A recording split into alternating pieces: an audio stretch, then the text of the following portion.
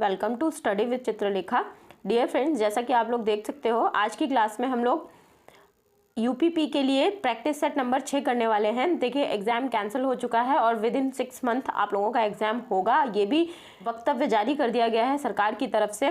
तो अब ये रिस्पॉन्सिबिलिटी बनती है हमारी कि हम लोग जो भी कुछ पढ़ रखा है, हमने जो भी हमें याद कर रखा है हमने चीज़ें, वो हम भूले नहीं। तो वो कैसे नहीं भूलेंगे, वो हम भूलेंगे नहीं रिवीजन करके। और रिवीजन का सबसे अच्छा तरीका क्या हो सकता है?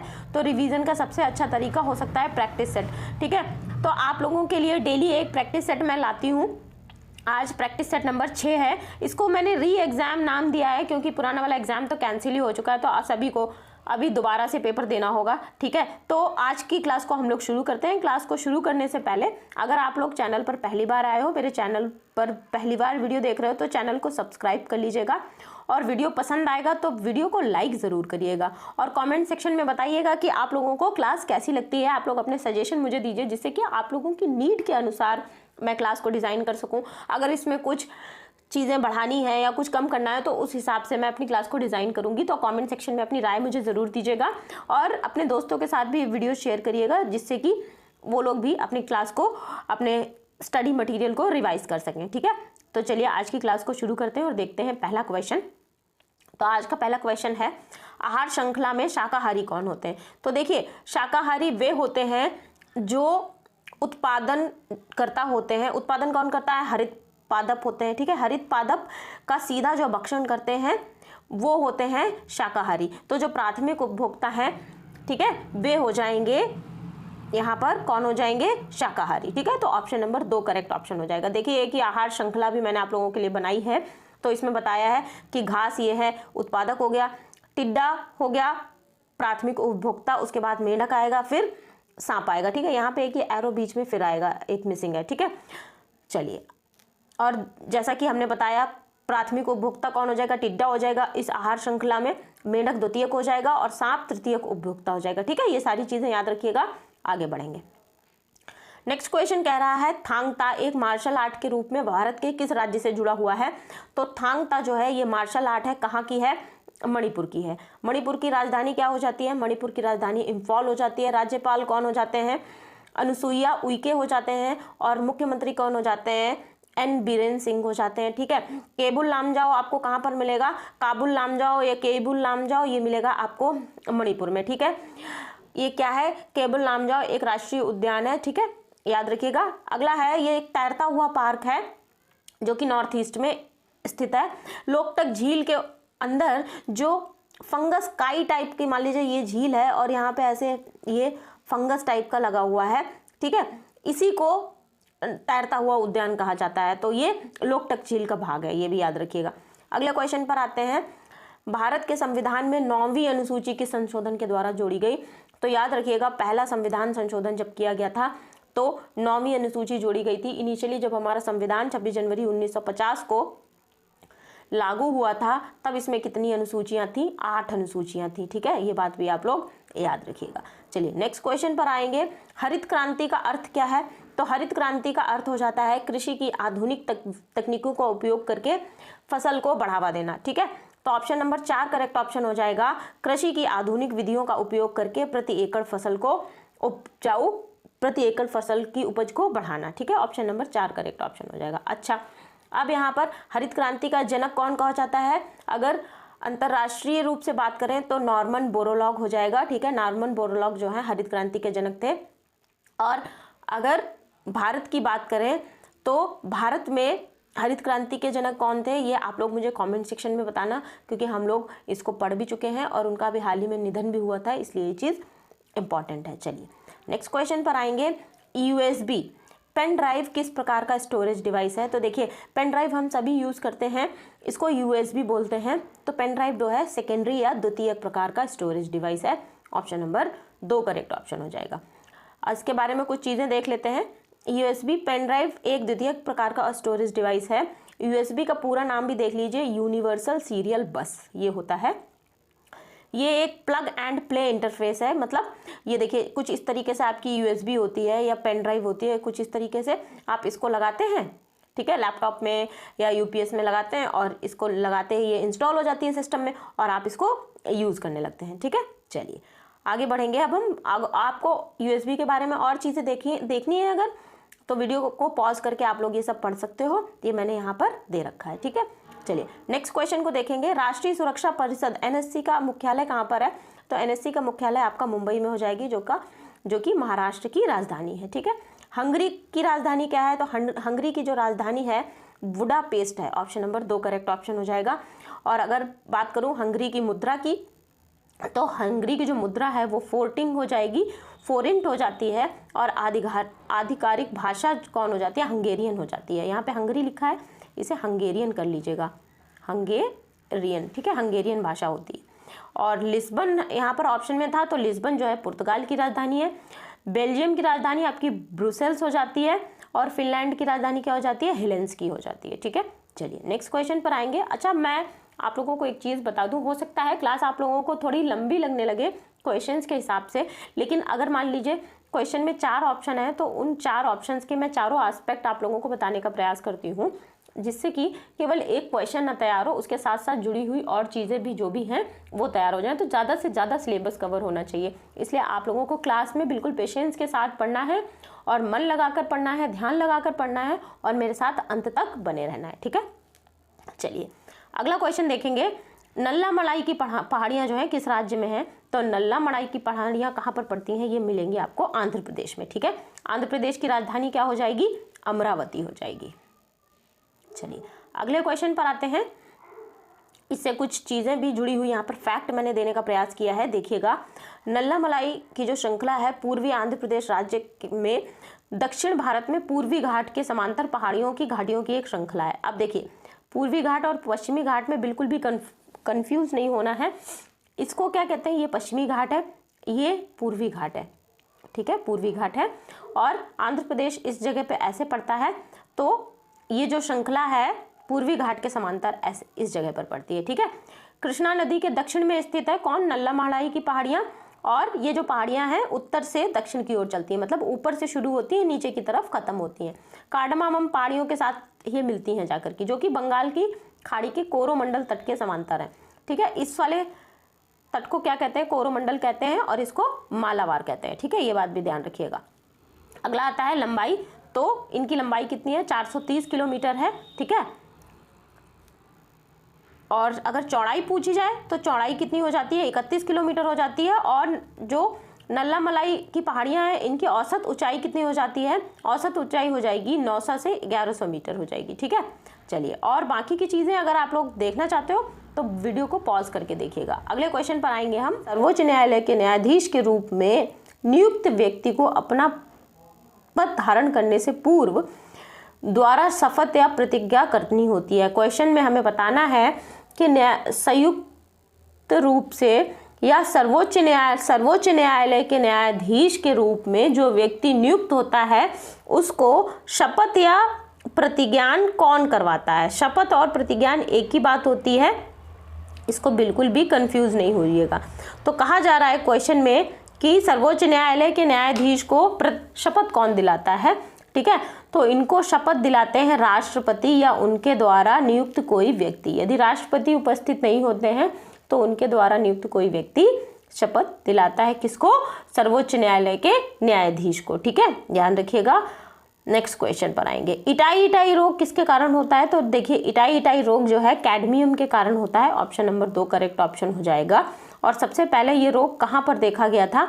सबसे पहले ये रोग 1960 के दशक में जापान में देखा गया था, पहली बार वहीं पर इसकी पहचान हुई थी। और कैडमियम का जो रिप्रेजेंटेशन होता है CD से होता है, ये भी ध्यान रखिएगा। औद्योगिकीकरण से जो है कैडमियम का एक्सप्लोरेशन बहुत ज़्यादा होता है, इसी वजह से ये फैलता है। और इसमें होता क्या है, जो हड्डियाँ होती हैं, हड्डियों में गंभीर दर्द होने लगता है। अस्थि मृदुता, मतलब जो हड्डियाँ होती हैं बिल्कुल लचीली हो जाती हैं। कुछ इस तरीके से कोई व्यक्ति, जैसे मान लीजिए किसी को इटाई रोग हो गया है, तो जो बैकबोन है कुछ इस तरीके से झुक जाती है, हड्डियां लचीली हो जाती हैं। ठीक है, और गुर्दा जो होता है जिसे किडनी बोलते हैं, उसके ट्यूबुलर जो होते हैं वो भी खराब होने लगते हैं। ठीक है, चलिए नेक्स्ट क्वेश्चन पर आएंगे। उत्तर प्रदेश के निम्नलिखित में से किस जिले में हर साल बटेश्वर मेले का आयोजन किया जाता है? तो बटेश्वर मेला हमने यूपी स्पेशल की क्लासेस में पढ़ भी चुके हैं। कहाँ पर होता है आयोजन? आगरा में होता है। ऑप्शन नंबर 4 करेक्ट ऑप्शन हो जाएगा। ठीक है, नेक्स्ट क्वेश्चन पर आएंगे। ये पंचवर्षीय योजनाओं से जुड़ा हुआ क्वेश्चन है और इकोनॉमिक्स को बिलोंग करेगा ये क्वेश्चन। तो निम्नलिखित पंचवर्षीय योजनाओं में से कौन सी योजना अनावृष्टि और 2 युद्धों के कारण प्रभावित हुई थी? तो देखिए, जो तीसरी पंचवर्षीय योजना है ये अनावृष्टि मतलब बारिश नहीं हुई थी, उस साल सूखा पड़ा था और युद्ध हुआ था उस समय भारत पाकिस्तान और भारत चाइना का, इसी वजह से प्रभावित हुई थी। तो तीसरी पंचवर्षीय योजना करेक्ट ऑप्शन हो जाएगा। ठीक है, तो इसके बारे में थोड़ी चीज़ें देख लेते हैं, ये कब शुरू हुई थी। तो पहली पंचवर्षीय योजना जो 1951 से 56 तक शुरू हुई थी। ठीक है, और जो तीसरी पंचवर्षीय योजना की अगर बात करें तो ये हैरोल्ड डोमर मॉडल पर आधारित थी और इस योजना में लक्ष्य रखा गया था विकास दर का 2.1%। ठीक है, और ये जो योजना है सफल रही थी और इसने लक्ष्य से अधिक 3.6% विकास दर पाई थी। किसने? पहली पंचवर्षीय योजना ने। चलिए अगला क्वेश्चन पर आते हैं।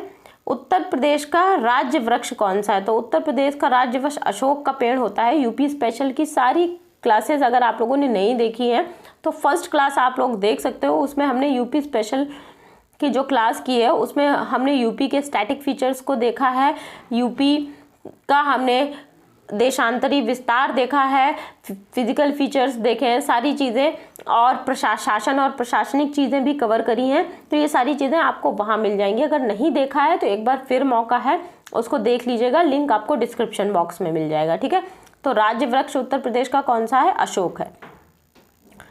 लोकसभा के प्रथम अध्यक्ष कौन थे? तो जब पहली लोकसभा चयनित हुई थी तो उसके जो प्रथम अध्यक्ष बने थे, कौन बने थे? जीवी मावलंकर या गणेश शंकर मावलंकर। यहाँ पर गणेश मावलंकर है, कोई बात नहीं है। अगर आपके सामने कभी ऑप्शन आए जीवी मावलंकर तो आप ये लगाओगे। ठीक है, और जीवी मावलंकर आपके सामने आए तो कंफ्यूज नहीं होइएगा। जीवी मावलंकर, गणेश शंकर मावलंकर एक ही बात है। ठीक है, तो ऑप्शन नंबर 4 करेक्ट ऑप्शन हो जाएगा। नेक्स्ट क्वेश्चन को देखते हैं। राजा राम मोहन राय को राजा की उपाधि किसने दी थी? हम सभी जानते हैं राजा राम मोहन राय जो थे इनको राजा की उपाधि दी गई थी। किसके द्वारा दी गई थी? मुगल सम्राट अकबर द्वितीय के द्वारा दी गई थी। उन्होंने ये उपाधि, राजा की उपाधि देकर इन्होंने अपने बिहाफ पर राजा राम मोहन राय को लंदन भेजा था अपनी पेंशन के संबंध में अंग्रेजी शासन से बातचीत करने के लिए। ठीक है, तो ऑप्शन नंबर 4 करेक्ट ऑप्शन हो जाएगा। नेक्स्ट क्वेश्चन पर आएंगे।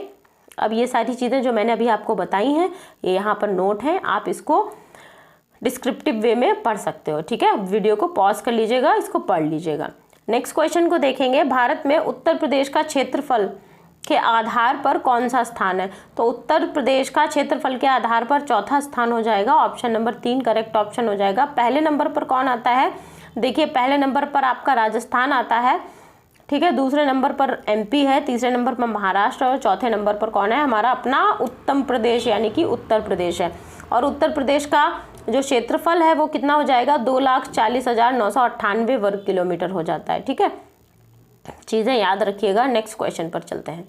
5वां भी यहाँ पे मैंने बता दिया है, गुजरात। ठीक है, अच्छा, उत्तर प्रदेश के बारे में कुछ तथ्य दे रखे हैं। 80 सीटें हैं लोकसभा की, राज्यसभा की 31 सीटें हैं। वर्तमान में राज्यपाल कौन है? आनंदीबेन पटेल हैं और मुख्यमंत्री योगी आदित्यनाथ हो जाएंगे। ठीक है, और यूपी स्पेशल की क्लास जरूर कर लीजिएगा, अगर की नहीं है लिंक डिस्क्रिप्शन बॉक्स में मिलेगा आप लोगों को। माइक्रोसॉफ्ट एक्सेल शीट में सूत्र शुरू होने से पहले निम्नलिखित में से किस प्रतीक का या किस सिंबल का उपयोग किया जाना चाहिए? तो आप लोगों को पता होगा जब भी हम MS एक्सेल खोलते हैं, ठीक है, और कोई फॉर्मूला लिखना होता है, जो ये सेल होती है इसमें जब भी कोई फॉर्मूला लगाते हैं तो सबसे पहले इक्वल का निशान लगाते हैं। तो ऑप्शन नंबर 4 करेक्ट ऑप्शन हो जाएगा। ठीक, चलिए नेक्स्ट क्वेश्चन को देखेंगे। निम्नलिखित में से कौन सी नदी उत्तर प्रदेश के सहारनपुर जिले से निकलती है? तो सहारनपुर जिले से जो नदी निकलती है उसका नाम है हिंडन नदी। ठीक है, 4 ऑप्शन नंबर 4 करेक्ट ऑप्शन हो जाएगा। नेक्स्ट क्वेश्चन को देखेंगे। भारी जल का रासायनिक नाम क्या है? तो भारी जल का रासायनिक नाम हो जाता है ड्यूटीरियम ऑक्साइड 1H2। इसको ड्यूटीरियम कहते हैं और इसी के साथ ऑक्सीजन का अणु जुड़ जाता है तो ये ड्यूटीरियम ऑक्साइड बन जाता है, अर्थात भारी जल। ठीक है, नेक्स्ट क्वेश्चन देखते हैं। एंगस्ट्रॉम किसकी इकाई है? तो एंगस्ट्रॉम आप लोगों को पता होना चाहिए, ये तरंग दैर्ध्य की इकाई है। और एंगस्ट्रॉम को रिप्रेजेंट कैसे करते हैं? इस तरीके से एंगस्ट्रॉम को रिप्रेजेंट करते हैं। नेक्स्ट क्वेश्चन पर आएंगे। मुद्रास्फीति शब्द निम्नलिखित में से किस परिस्थिति के लिए जुड़ा हुआ है? तो मुद्रास्फीति या फिर इसे कहते हैं हम रेसिजन। ठीक है, ये किससे जुड़ा हुआ है? ये आर्थिक परिस्थिति है, जब महंगाई बढ़ने लगती है, इकोनॉमी नीचे जाने लगती है, तो इसी को ही मुद्रास्फीति कहते हैं। ठीक है, महंगाई बढ़ना बेसिकली एक मुख्य रूप से अगर हम मुद्रास्फीति को डिफाइन करें तो इसी को कहते हैं हम महंगाई बढ़ना। ठीक है, मुद्रास्फीति आर्थिक परिस्थिति को बिलोंग करता है। ऑप्शन नंबर 4 करेक्ट ऑप्शन हो जाएगा। ये इकोनॉमिक्स का एक शब्द है। ठीक है, चलिए नेक्स्ट क्वेश्चन को देखते हैं। विद्युत धारा किससे नापते हैं? देखिए, विद्युत धारा नापते हैं अमीटर से, हाइग्रोमीटर से हम आर्द्रता नापते हैं। ठीक, वोल्ट मीटर से क्या नापते हैं? वोल्टेज नापते हैं। ठीक, तो option number A correct option हो जाएगा। नेक्स्ट क्वेश्चन पर आएंगे। मिर्ची में तीखापन किसकी उपस्थिति के कारण होता है? तो कैप्सासाइसिन जो है, ठीक है, इसी रसायन की उपस्थिति के कारण मिर्ची जो है हमें तीखी प्रतीत होती है, खाने में तीखी लगती है। अगर मिर्ची का तीखेपन को नापा जाए, ठीक है, तो मान लीजिए जैसे 0 से 10 तक का मीटर बनाया जाए तो सबसे कम तीखापन जिसमें होता है वो शिमला मिर्च होती है। ठीक है, जो मोटी सी गोल सी शिमला मिर्च ग्रीन कलर की होती है, जिसकी हम लोग सब्जी खाते हैं, उसी शिमला मिर्च की बात हो रही है। ठीक है, तो मिर्ची का तीखापन किसके कारण होता है? कैप्सासाइसिन के कारण। ठीक है, कैप्साइसिन। ठीक है, याद रखिएगा। नेक्स्ट क्वेश्चन पर आएंगे। एलपीजी गैस किसका मिश्रण है? तो जो हम लोग अपने सिलेंडर्स में यूज करते हैं घरेलू गैस, जिसे हम एलपीजी कहते हैं, इसकी फुल फॉर्म क्या होती है? Liquefied petroleum gas. ठीक है, याद रखिएगा, लिक्विफाइड पेट्रोलियम गैस। तो ये मिश्रण किसका होता है? ब्यूटेन और प्रोपेन का। अच्छा, आप लोगों ने कभी ध्यान दिया होगा, अगर घर में गैस लीक करने लगती है, रेगुलेटर से लीकेज हो रही होती है, तो बहुत तीखी स्मेल आती है, बहुत पंजेंट सी महक आप लोगों को लगती है। तो वो किसकी वजह से होती है? देखिए, ये ब्यूटेन और प्रोपेन दोनों ही रंगहीन एवं गंधहीन गैसें होती हैं, तो इनमें कोई भी महक, खुशबू, बदबू की कोई भी चीज़ नहीं होती है। ठीक है, इसीलिए जब ब्यूटेन और प्रोपेन का जो मिश्रण होता है, जो सिलेंडर्स में भरा रहता है, इसमें मिलाया जाता है इथाइल मरकैप्टन। ठीक है, इथाइल मरकैप्टन इसमें मिक्स कर दिया जाता है, जो कि तीखी महक रखता है। जब गैस की लीकेज होती है तो इसी की महक आती है। ठीक है, चलिए नेक्स्ट क्वेश्चन पर आएंगे। किस वर्ष में उर्दू को उत्तर प्रदेश की दूसरी आधिकारिक भाषा घोषित किया गया था? तो 1989 में उर्दू को उत्तर प्रदेश की आधिकारिक भाषा घोषित किया गया था। ऑप्शन नंबर 3 करेक्ट ऑप्शन हो जाएगा। नेक्स्ट क्वेश्चन को देखेंगे। नील नदी को किस देश की रीढ़ के रूप में जाना जाता है? तो नील नदी कहाँ पर बहती है? मिस्र में बहती है। ठीक है, मिस्र में बहती है। तो इस नील नदी को किस देश का वरदान कहा जाता है? मिस्र का वरदान कहा जाता है। ठीक है, याद रखिएगा, नील नदी कहाँ पर बहती है? मिस्र में बहती है। तो ऑप्शन नंबर 2 करेक्ट ऑप्शन हो जाएगा। मिस्र को ही इजिप्ट भी कहते हैं, ये भी याद रखिएगा। और गीजा के पिरामिड आपको कहाँ पर मिलेंगे? ये इजिप्ट में मिलेंगे। ठीक है, नेक्स्ट क्वेश्चन पर आते हैं। बोडो छम नृत्य किस राज्य से संबंधित है? तो देखिए, बोडो छम नृत्य जो है, इसको बोडो छम नृत्य आपके सामने आ जाए, यहाँ पर बार्डो लिखा हुआ है, अगर बोर्डो भी आ जाए तो कंफ्यूज नहीं होना है, दोनों सेम बात होती है। तो बोडो छम नृत्य जो है अरुणाचल प्रदेश का नृत्य है। अरुणाचल प्रदेश की राजधानी क्या है? ये आप लोग मुझे बताओगे कहाँ पर? कमेंट सेक्शन में। नेक्स्ट क्वेश्चन को देखते हैं। बहुत ही इम्पॉर्टेंट और बेहतरीन क्वेश्चन है ये, कि जो ग्राम पंचायत होती है उसकी अवधि क्या होती है। देखिए, ग्राम पंचायत के चुनाव आप लोगों ने देखे होंगे, गांव में होते हैं, तो गांव के प्रधान की जो नियुक्ति होती है उसके पद की अवधि कितनी होती है? जिस दिन पहली बैठक होती है ग्राम पंचायत की, ठीक है, उस तारीख से लेकर के अगले 5 वर्षों के लिए। तो ऑप्शन नंबर 3 करेक्ट ऑप्शन हो जाएगा इस क्वेश्चन का, अपनी पैटली बैठक के लिए नियुक्त की गई तारीख से अगले 5 वर्षों के लिए। तो ऑप्शन नंबर 3 करेक्ट ऑप्शन हो जाएगा। नेक्स्ट क्वेश्चन पर आते हैं। ऋग्वेद, सामवेद, यजुर्वेद, ये 3 जो वेद हैं इनको संयुक्त रूप से क्या कहते हैं? इन्हें संयुक्त रूप से वेद त्रयी कहा जाता है। क्या कहते हैं? वेद त्रयी। ठीक है, याद रखिएगा ये टर्म एंशिएंट हिस्ट्री का है। एंशिएंट हिस्ट्री की क्लासेस आप लोग देख सकते हो, आपको लिंक कहाँ पर मिल जाएगा? डिस्क्रिप्शन बॉक्स में मिल जाएगा, अदरवाइज चैनल पर जाकर के प्लेलिस्ट में भी आप सर्च कर सकते हो। ऑपरेशन फ्लड के जनक कौन थे? तो ऑपरेशन फ्लड के जनक कौन थे? वर्गीज कुरियन। डॉक्टर वर्गीज कुरियन जो है ऑपरेशन फ्लड के जनक थे। ऑपरेशन फ्लड किससे जुड़ा हुआ है? दुग्ध क्रांति। यदि हिंदी में बात करें तो दुग्ध क्रांति। ठीक है, चलिए नेक्स्ट क्वेश्चन पर आएंगे। निम्नलिखित में से कौन ग्रैमी पुरस्कार जीतने वाली पहली भारतीय महिला है? तो देखिए, ग्रैमी पुरस्कार जीतने वाली पहली भारतीय महिला है तन्वी शाह। ठीक है, तन्वी शाह का नाम याद कर रखिएगा। ये पहली ऐसी भारतीय महिला है जिन्होंने ग्रैमी पुरस्कार जीता है। सबसे ज्यादा बार किसने जीता है? रिकी रेज ने जीता है 3 बार। अब नॉर्वे की राजधानी पूछ रहा है आपसे। नॉर्वे की राजधानी क्या है? ओस्लो। ध्यान रखिएगा, ओस्लो। ठीक है, नेक्स्ट क्वेश्चन पर आएंगे। उत्तर प्रदेश की एकमात्र रिफाइनरी किस शहर में स्थित है? हमें बताना है किस शहर में एकमात्र तेल रिफाइनरी उत्तर प्रदेश में स्थित है। तो मथुरा में स्थित है। ठीक है, मथुरा में जो रिफाइनरी है, इसी के कारण यहाँ से जो सल्फर रिलीज होती है, ठीक है, उसी के कारण ताजमहल का रंग पीला पड़ रहा है। ये बात भी ध्यान रखिएगा। तो अगर संगमरमर जो होता है, मार्बल होता है, उस पे सल्फर की जो लेयर जमा हो जाती है, इससे क्या होता है? पीलापन आ जाता है।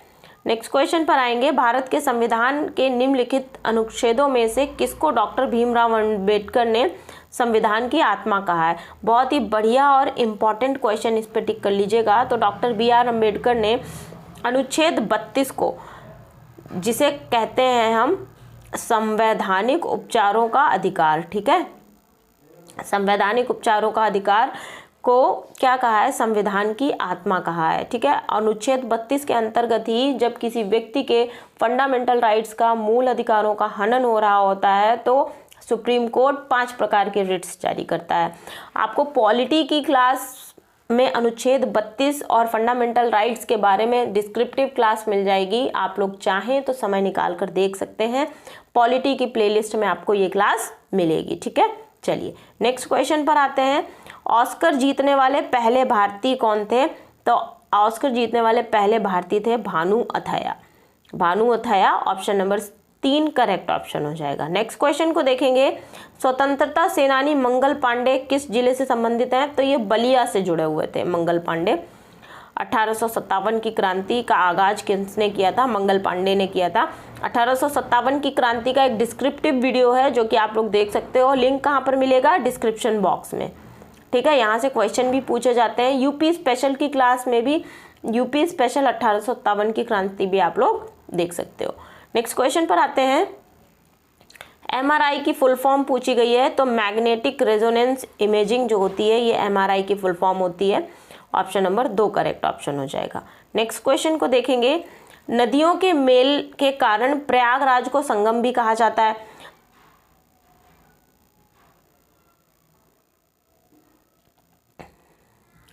नदियों के मेल के कारण प्रयागराज को संगम भी कहा जाता है। तो हमें बताना है कि कौन कौन सी नदियों के मेल से संगम बनता है।